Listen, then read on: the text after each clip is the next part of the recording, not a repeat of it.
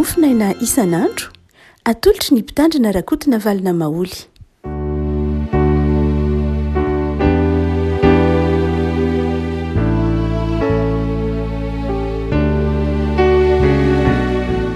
Fanimiarahabahantsika riavako manalatra ity talata fa 7 ny volana febroary ity. Ny voalahatra ho mofinaina antsika dia ny filazan-tsaramasina araka ny Matio. Matio toko 5:10.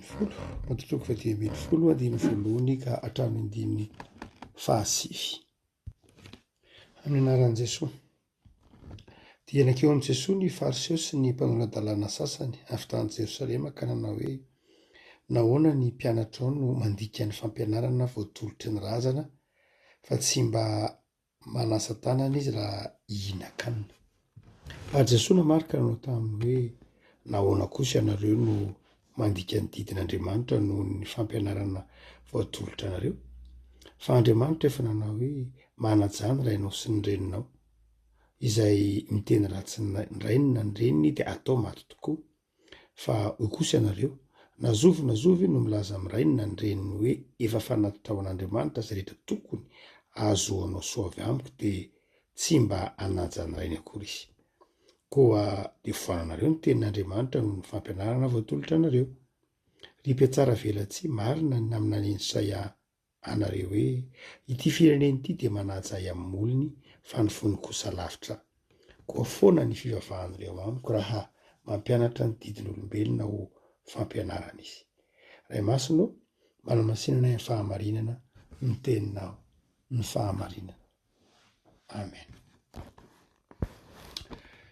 Ny fariseo sy ny mpanolo-dalàna moa dia olon'ny lalàna, olon'ny fitsipika, olona natao hamoaka ny hevitry ny lalàna ary hampianatra ny vahoaka zany lalàna, zany hanazava ny vahoaka zany lalàna zany. Mpiaro ny lalàna ny mpanolo-dalàna mazava ho azy. Ny fariseo koa tao anatiny zany atoko-pivavahana niaro ny lalàna izany. Saingy niaro ny lalàna koa nefa izy ireo tsy niaro ny lalàna ho an'Andriamanitra, na niaro ny lalàna ho an'ny voninahitr'Andriamanitra, na niaro ny lalàna ho an'ny olona izay nanaovana ny lalàna, fa niaro ny lalàna ho an'ny tombotsoany izy ireo. Niaro ny lalàna ho amin'ny tombotsoany. Raha ny tena marina mantsy ny lalàna amin'ny zavatra masina dia nataon'Andriamanitra hiarovana ny voninahitr'Andriamanitra, iny eo. Fa tena hiarovana ny fiarahamonina sy hiarovana ny olona aloha. Zay mahatonga Jesosy ny tena manao hoe ny sabata nge natao an'ny olona fa tsy ny olona natao an'ny sabata. Zany hoe ny lalàna nataon'Andriamanitra hiarovana ny olona, ny maha olona, ny ain'ny olona, ny fisian'ny olona, ny voninahitry ny olona. Fa ny fariseo sy mpanolo-dalàna kosa dia nampiasa ny lalàna ho amin'ny tombotsoan'ny tenany. Ary betsaka reo hevitry ny lalàna, reo fomba maro samihafa na reo ataontsika hoe tenenin'i Jesosy toy ny hoe fomban'olombelona na didin'olombelona izay fanazavana ny lalàna, nataon'ny fariseo sy mpanolo-dalàna ho ambony aza noho ny lalàna. Dia eto ary tonga avany ny mpianatry Jesosy, ry Petera, ry Jaona ve io, ry Matio ve io, tonga hitan'ny fariseo sy mpanolo-dalàna mihinan-kanina tsy misasa. Lehilahy lehibe tsy misasa, dia hoe ohatran mba tsy mety kosa Jesosy, reto mpianatra ao tsy misasa reto. Fa fahalalam-pombinina koa ity mpianatra ao tsy misasa ity. Lehilahy lehibe ohatran'izao ve tsy hisasa? Raha tena jagaina tokoa dia ahoana tokoa moa ry Petera ve dia tsy misasa tanana, ry Matio ve dia mpamorera dia tsy misasa tanana, ry Jaona ve, ry Tomasy ve tsy misasa tanana ve reo? Fa nahoana dia tsy misasa tanana? Raha jagaina maha-olombelona dia tena hoe ahoana tokoa ary zany tsy misasa zany. Fa Jesosy nefa niaro ny tsy nanome fanamarihana mihitsy momba ny hoe tsy nisasa reto mpianatra reto, tsy niteny hoe andiso izy na marina izy. Fa nampiasa ny fomba fanao hampanginana ny fanakianan'ny fariseo Jesosy. Arinareo mba ahoana? Zay nataon'i Jesosy. Jesosy zany tsy niteny mihitsy hoe diso na marina ny mpianatra. Fa izy manao hoe arinareo mba ahoana? Nareo miteny arinareo mba ahoana? Tsy mitombona ny fanakiananareo. Satria tsy resaka loto tsinona no antony resahany, no antony itenenany reto fariseo sy mpanolo-dalàna reto. Raha ny tena izy manao hoe nahoana ny mpianatra tsy misasa, tsy resaka loto la hoe vovoka na tahaka izany no isasany izy ireo, fa resaka ataontsika hoe impureté, resaka hoe fahotana. satria tena nihevitra mihitsy ny fariseo tam'izany fotoana tahaka ny jiosy tamin'ny fotoan'andro manao hoe ny fahotana de manaraka ny olona, ny fahotana de eny amin'ny olona, ka mifindra rehefa mandray tanana amin'ny mpanota dia mifindra amin'ny mpanota, mifindra amin'ny olona ny hotan'ny mpanota, ka dia tsy maintsy misasa tanana mba adio satria ny fandray tamin'ny mpanota. De hoy Jesosy manao hoe fangamo ny ota mifindra tsy zay angely izy. Nareo mieritreritra ny tenanareo madio fa ny ota nge tsy hoe mifindra tahaka zany, fa raha hoe ny lotony resahany hoe misy vovoka na misy fotaka de afaky ny rano, fa ny fariseo mpamadalana dia tia metraka an'izay hoe mifindra ny ota de raha itsin'ny Jesosy hoe diso zany. Ary eo Jesosy nanamafy manao ary nareo arange mamorony misy lalàna forononareo koa, ny didin'Andriamanitra manao hoe manajà ny rainao sy ny reninao. Didin'Andriamanitra manome manao hoe zay miteny ratsy ny ray aman-dreny de atao maty tokoa. Inona ny dikan'io didin'Andriamanitra io? Hajao ny ray aman-dreny, omeo toerana ny ray aman-dreny, asio asiny io ray aman-dreninao io, jereo izy, karakarao izy, hajao izy, omeo toerana izy. Saingy zao amin'ny lalàna nataonareo nefa ny tezao Jesosy, mamorona lalàna fotsiny nareo, didin'olombelona. Ozy nareo manao hoe zay hitantsika amin'ny andininy fahadimy hoe nazovo no hilaza amin'ireny sy ny reniny hoe efa fanatitra ao an'Andriamanitra izay rehetra tokony ahasoanao avy amiko dia tsy mba hanaja ny rainy sy ny reniny akory izy. Zany hoe nareo de miteny manao hoe io zany Jesosy miteny fariseo mpamadalana satria fomba fiteny tamin'ny andron'ny Jesosy, tamin'ny andron'ny fariseo mpamadalana hoe rehefa tonga midododo any ny ray aman-dreny dia zao ny tenen'ny ankizy manao hoe efa korbanina na efa natokako an'Andriamanitra zay soa rehetra tokony manareo. Ohatra hoe tsy amin'ny fifandraisan'ny ray aman-dreny any io fa mety misy ohatra hoe mangataka tonga midododo ao aminao hoe mangahy mameo mba vonjeo fa tsy amidy zavatra na tsy fidiana fanafody na tahaka izany, de miteny le olona manao hoe efa korbanina ny vola rehetra ato na efa korbanina izay rehetra ato aminay. Ny dikany hoe korbanina marika ny tena manazava ny misimisy kokoa, fa ny korbanina dia fanatitra izay atao mba hanakekezana n'Andriamanitra, zay moa ny dikany hoe korbanina dia fanakekezana n'Andriamanitra, fanatitra zany. De raha miteny hoe efa korbanina izy de ny hoe efa natolotra ao an'Andriamanitra daholo le tokony anao, na efa misy ato fa efa korbanina zany efa atokanay ao an'Andriamanitra ka dia tsy misy omenanao tsony, tsy misy atolotra anao tsony, fa efa natokana ao an'Andriamanitra ny ato. De hoy Jesosy manao hoe aiza koa ny misy an'izany? Raha miteny an'izany any ray aman-dreny ny olona anankiray manao hoe efa natokako an'Andriamanitra daholo ny zavatra rehetra ato ka dia tsy manana omenanao tsony ary dada sy neny, efa nafoiko an'Andriamanitra, efa korbanina ny meko azy ny tiany ampahafolon-karena, tiany zavatra maro samihafa de zao efa korbanina lay izy ka dia tsisy omeko anao tsony. De hoy Jesosy manao hoe ny olona manao an'izany de zao tsy manaja ray aman-dreny, ny olona manao an'izany de mandika lalàn'Andriamanitra, satria hoy Jesosy Andriamanitra ny teny hoe hajao ny rainao sy ny reninao, aza miteny ratsy ny ray aman-dreninao. Afaka mazava ny tenin'ny Jesosy eto, fa ndraindray mantsy mety mietreritra ny olona manao hoe ny fanompona an'Andriamanitra nge lehibe noho ny fanompona noho ny fitiavana ray aman-dreny ka de tsisy omeko anao tsony dada sy neny. Jesosy eto de manantitrantitra mihitsy fahalebiaza ny didin'Andriamanitra ny amin'ny hoe hajao ny ray aman-dreny, aza miteny ratsy ny ray aman-dreny, hajao ny ray aman-dreny. Zany hoe tsy azontsika tenena raha mpiarina am'izao andro iainantsika izao zany, tsy afaka miteny tsika manao hoe ka zay nge Jesosy tsy afaka mamangy ray aman-dreny satria zay miangona, zay nge Jesosy tsy afaka mamangy ray, tsy afaka mividy ny fanafody ny dada sy neny satria efa nanao atidy tany am-piangonana, zay nge Jesosy tsy afaka miarahaba-tratro ny taona satria be adidy any amin'ny zanakam-pelezana, zay nge Jesosy tsy afaka manampy ny ray aman-dreniny satria manampy ny fiangonana. Ho Jesosy tsy marina zany, fiatsaram-belatsia zany. Tsy azonao anamarinana mihitsy ny tsy fahaizanao mitantana ny hoe tsy tokony anao an'ny ray aman-dreny ianao satria efa manao an'ny tompona na manao ny korbanina na mifanatitra. Zay tokony ataonao an'Andriamanitra ataovo an'Andriamanitra, zay tokony anajanao ny ray aman-dreninao ataovo ny fanajana ny ray aman-dreny. Mitovitovy amin'le tenin'i Jesosy ary hoavo amin'ny Kaisara azy amin'ny Kaisara, ataovo zay tokony ataonao an'Andriamanitra. Mazava ny didin'Andriamanitra, efa nametraka fomba fiasa Andriamanitra hoe zao nataonao amin'ny tokony ataonao amin'andriamanitra, izao kosa ny tokony ataonao amin'ray aman-dreninao, fa tsy hoe zangy andriamanitra efa natokako anao daholo ny zavatra reo de tsy manana ninino omenandray aman-dreniko ntsony de ho jesoa manao hoe madika andidin'andriamanitra ianao, fa ny fanaovanao an'andriamanitra tsy manafaka mihitsy ny tokony ataonao amin'ny tiarabelona aminao. Tsy satria manao an'andriamanitra ianao de miteny hoe za zany afaka, tsy tokony manao an'ray aman-dreniko a, tsy tokony manome ho an'ny fianakaviako a, tsy tokony manome ho an'ny manao asa tsotsoina, efa nomeko an'andriamanitra daholo ny zavatra rehetra. Tsia ny ataonao an'andriamanitra zany hoe lay korbanina resahana eto, lay fanatitra, iny ataonao iny. Fa ny asa soa maha olo-pirenenanao, ny asa soa maha zanaka anao, ny fitsimiranao ny ray aman-drenao de tsy maintsy ataonao zany, raha tsy zany mandika lalàna. Ary betsaka nefa ry havako no mahita olona am'izao andrakehitriny zao tsy manaja ray aman-dreny, tsy mitsinjo ny ray aman-dreny, ary tsy mamangy ray aman-dreny ataovy hoe mety indray mandeha ao anatin'ny 3 volana ary tsy ao anatin'ny 9 bolana ary nandray tsy hita ray aman-dreny miteraka anao ve mibaby anao, nanao anao atsangory, naka anao, nanatitra anao, na mpianatra anao tsy hijerenao na ndray mandeha ao anatin'ny 9 bolana azy, tsy mety zany ho Jesoa. Mahavita amin'ny fiainam-panahanao mikarakara tsy diso mihitsy hoe mandeha miangona isalalady ianao, tena sitrapon'andriamanitra zany.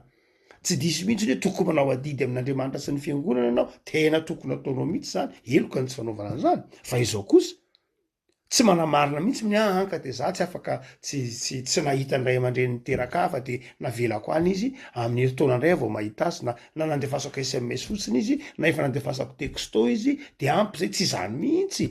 Eloko zany ho Jesoa. Lalàn'olombelona no ataonareo fa tsy lalàn'andriamanitra. Afaka malala Jesoa sarotiny amin'ny fanajana ny ray aman-dreny. Misy ireo lalàna maro samihafa natovitovy ny fahasoa mpamanadalàna mba hitsonjovana ny tompontsoany, satria mahazo tompontsoa betsaka izy amin'ny korbanina, dia misy lalàna maro samihafa natainginy eo ambony lalàn'andriamanitra mba hitsonjovany tompontsoany, dia afaka miteny ny olona manao hoe tsy maninona manao antady, tsy manao adidy ho an'ny ray aman-dreny ianao, tsy maninona tsy mividy fanafody ho azy, tsy maninona tsy mamangy azy, fa zao rehefa vitanao ny an'andriamanitra de zay ny zava-dehibe. Diso zany ho Jesoa. Zava-dehibe ny fanaovanao an'andriamanitra, fa zao zava-dehibe koa ny fanaovanao adidy amin'ny mahazanaka anao. Zava-dehibe tokony anaovanao adidy amin'ny maha olom-pirenenanao. Zava-dehibe koa ny tokony anaovanao adidy amin'ny maha olon'ny fiarahamonanao. Paoly manazava ny Romanina manao hoe zao no izy ho Paoly, aja ho an'izay tokony hajaina, tahotra ho an'izay tokony hatahorana. Ary mihoatra noho zany aoka tsisy tsy ho voaloha na inona tokony ataonareo, vady tsy arana na aloavy zany, eta tokony aloavy zany, fitiavana de tokony atao koa zany rehetra zany. Nefa malala Jesoa tsika teo sarotiny amin'ny antsoina hoe ray aman-dreny.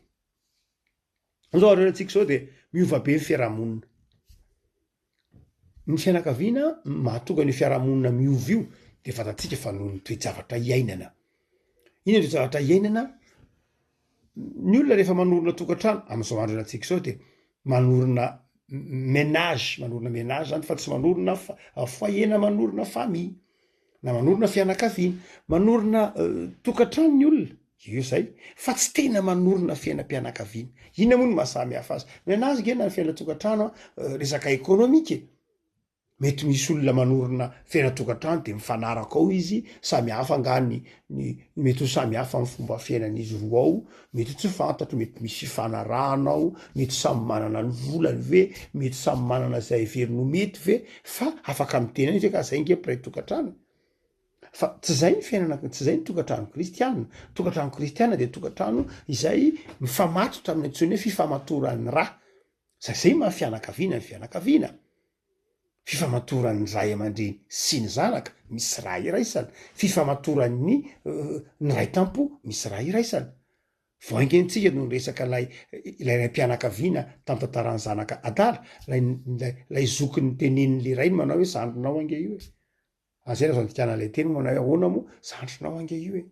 Piray raha ange nareo e, raha zay nazo ilazana azy. Famille na fianakaviana ange nareo e, fianakaviana ange isika e.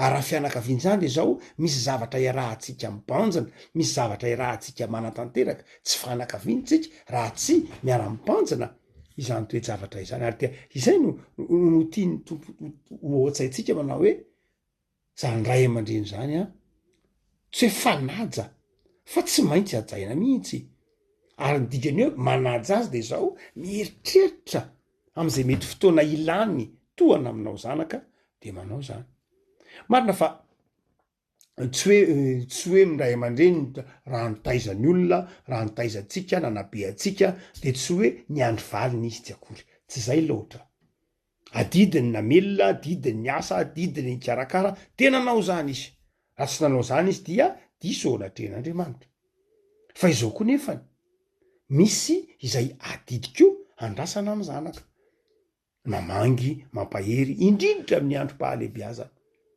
indrindra amin'ny andro zay tenenin'i Jesosy eto hoe ilana izany tohana avy amin-janaka izany tsy mety ny hoe ray aman-dreny a mitaky zany amin-janaka tsy fanao zany tsy fanao baiboly ty manaiky an'zany ny avereny daholo natao tamiko tsy fanao ny ray aman-dreny tsy fanao ny ray aman-dreny endriko no hoe mandatsy hoe ngainao velona raha tsy za ngena tsy fiteniko zany tsy fiteniko zany tsy famerina ny ankizy akory fiteny many hoe iariny laniko taminao ohatrinona ny volananiko taminao ohatrinona za inona tsy famerina amin'ny ankizy zany tsy fiteny mihitsy zany tahaky ny tsy tenenany tsy fitenena ankizy koa manao hoe nareo nkeny te hiteraka nareo tsy nahavelona tsy fiteny amy ray aman-dreny ko zany misy teny de tsy fiteny amy ray aman-dreny ary misy koa tsy fiteny amy zanaka satria ny fifandraisana misy eo amy ray aman-dreny sy ny zanaka de fifandraisan'ny raha iaina zany ataon'ny tanana ahoana ny teneny tongotra manao hoe ry tongotra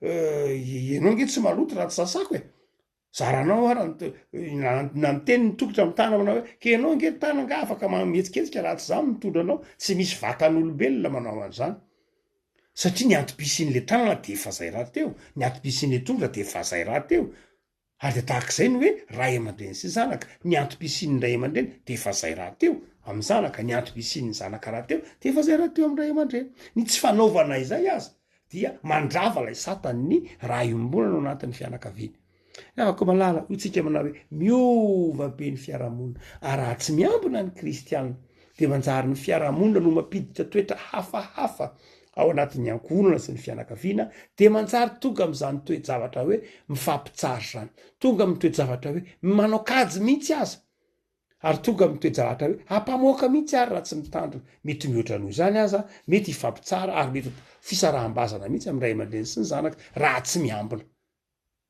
tsy miambina satria ny toe-tsainy zao tontolo zao de toe-tsaina banany antsoina hoe takalo banany antsoina hoe gain banany antsoina fatiantroka sy ny mahazo tompony de manjary lasa tonga ao anatin'ny mibaiko ny fifandraisan'ny olombelona ary mety hibaiko ny fifandraisan'ny ray aman-dreny sy ny zanaka zany raha tsy miambina izy hoe ny laniko taminao ohatriny ary nefa nomeko anao hatram'izay zako ngefa nanao an'izao tonga am'izany toe-javatra izany lay fifandraisana ary zay nefa ny fahadisoany lay zanaka adala tsarotsika tsara izy naka tam'le rainy manao omeo daholo ny fananako fa aleo any de zany hoe nijery an'le rainy ho toyny hoe mpamoaka vola fotsiny izy nietreritra n'le rainy niteraka azy ho toy ny mpamoaka vola fotsiny izy ho toy ny loharano tovozona fotsiny izy fa tsy nijery an'io rain'io ho toy ny nanome haina tsy nijery ny rain'io ho toy ny fatorana hoe misy raha iraisana hoe ary na de niverina any izy de tsy nolay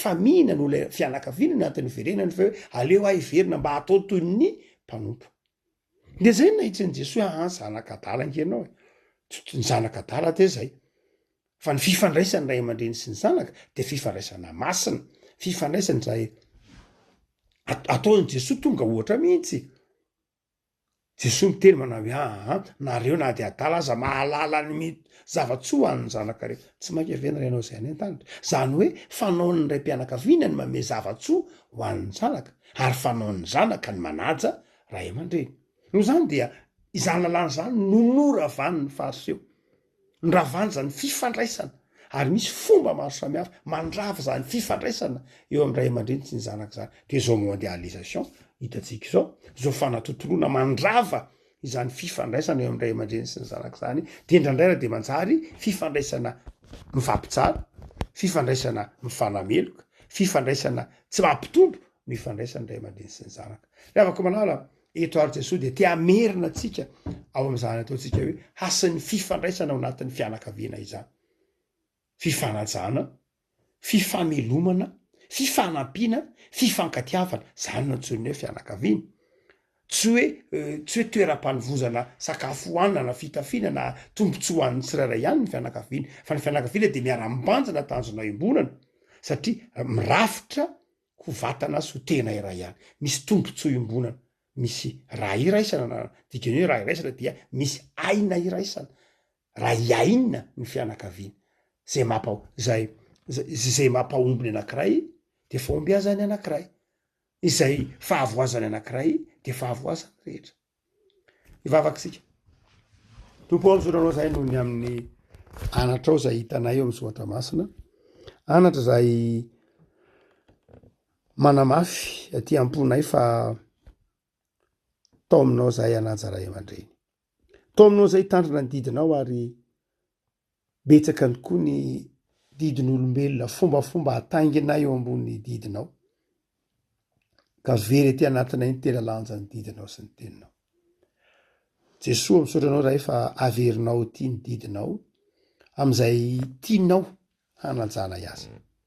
Sotra koa ny amin'ny torohevitrao momba ny ray aman-dreny, ny amin'ny didinao, ny amin'ny fifanajana ao anatin'ny fianakaviana, de ny fianakaviana tsirairay Jesosy tsy mahay mifanaja raha tsy eo ianao, tsy mahay mifandefitra raha tsy eo ianao, tsy mahay mifamela raha tsy eo ianao, ary tsy mahay mifandray akory ara, tsy mahay miresaka, tsy mahay mifampiaino raha tsy ao ianao.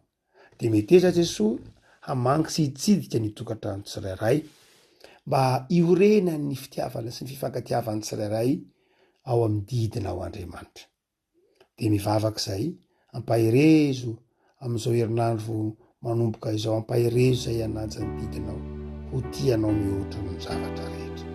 De mombanay Jesosy fa mametraka ny fiainany mandrakariva eo am-piaratananao zahay. Amen.